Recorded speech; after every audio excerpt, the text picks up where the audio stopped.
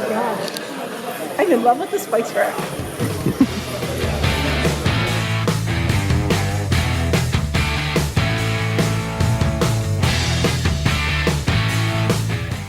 Hi, I'm Michael, KB9VBR, your host for Ham Radio Q&A. I'm on a mission to inspire and educate the amateur radio community, so if this is your first time watching, please consider hitting that subscribe button.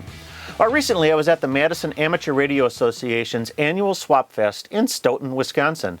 My wife, Christine, likes to come along to many of these shows as she often stumbles upon some interesting non-amateur radio-related items. This year's Swap Fest was no exception as she found a vintage Guild Model 484 Spice Chest AM radio. She's got a sweet spot for vintage radios, and there are several spread around our house, so the Spice Chest fits in well with our small collection of table radios and the floor model that's sitting in our dining room. Well, the Guild Radio and TV Company of Inglewood, California produced a line of novelty radios that were somewhat popular in the 1950s and early 60s. Along with the Spice Chest, they produced the Country Belle telephone radio, a Treasure Chest radio, and Town Crier lantern radio, among many others. The common thread between all these radios were their kitschy early American styling, which was popular mid-century design trend, and their 5-tube construction, also known as the All-American 5. The All-American 5 is a common name for a mass-produced superheterodyne AM radio receiver that used 5 vacuum tubes in their design. The sole purpose of this design was to make the radio as cheap as possible.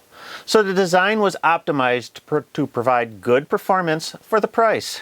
This was done by eliminating the power transformer and connecting the heaters of all of the tubes in series. All the tubes drew the same current, but at different voltages. But when combined in series, they added up to 121 volts. So that was slightly more than the AC electrical supply voltage of 110, 117 volts. Perfect for US households. Well, but the downside of this design is that the metal chassis is connected to one side of the power line, so there is a dangerous shock hazard as these radios required a well-insulated cabinet.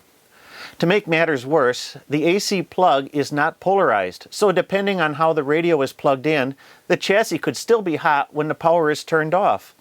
Underwriters Laboratories, seeing a problem with this design, mandated the adoption of a floating chassis which isolates the main supply to limit electric shock to a relatively safe current level. So the chassis is maintained at RF ground by a bypass capacitor with a resistor connected across it. But but still be careful, as these paper capacitors often become leaky and could allow sufficient current flow, which will give you a shock.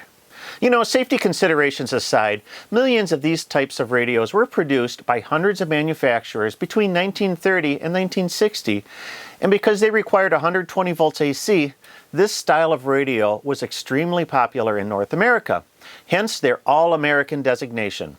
Which brings us back to the Guild Model 484 Spice Chest. The Spice Chest is constructed out of solid wood with an early American finish. This is a little unusual as most radios of this era tended to be of a wood veneer or plastic construction.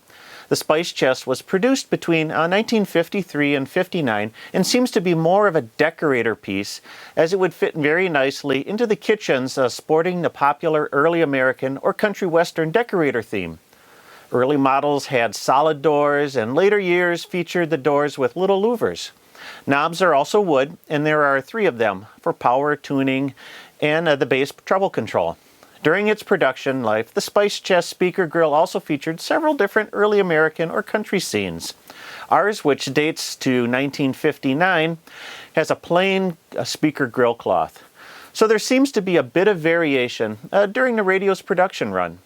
Turning the unit around, you can see the non-polarized outlet plug, although ours has the UL sticker, so it should have the floating chassis shock protection. The label has a simple diagram with the tube layout, and since these tubes are wired in series, if one goes out, the whole radio is going to stop working.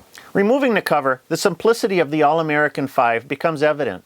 On top of the chassis are 5 miniaturized tubes, then they're all available for servicing, an air capacitor for tuning, and a small transformer for the speaker. Underneath the chassis, you're going to find the rest of the parts in the form of various capacitors and resistors neatly wired together. The whole design is pretty elegant, as the complete chassis unit can be put in just about any case or enclosure, hence the wide variety of novelty radio styles that Guild created. Breaking it down, the tubes in the All-American 5 have the following functions.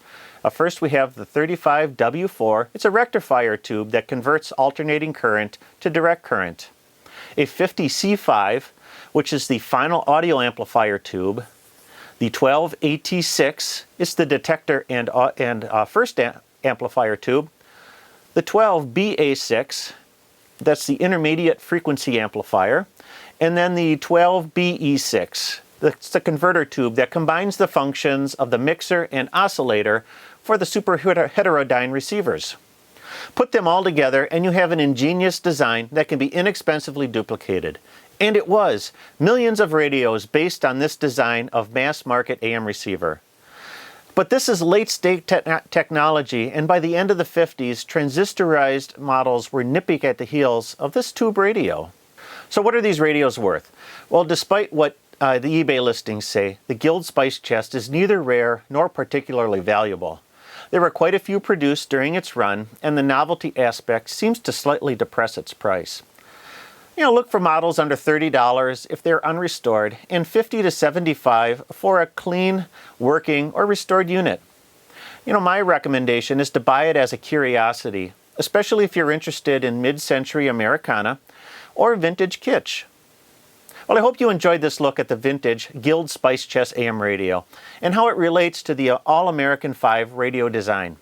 If you collect vintage radios like this, I'd love to hear your comments. Please leave them in the comment area below. And for more articles and information, please check out my blog at www.jpole-antenna.com. As always, your support of this channel drives the production of future videos. So if you like this video, give me that big thumbs up. And also, don't forget to check out some of the other videos recommended alongside me here. And if this is your first time, don't forget to hit that subscribe button. Pressing subscribe will notify you when future videos are released. Well, that's it for this time. I'm Michael, KB9VBR. Have a great day, and 73.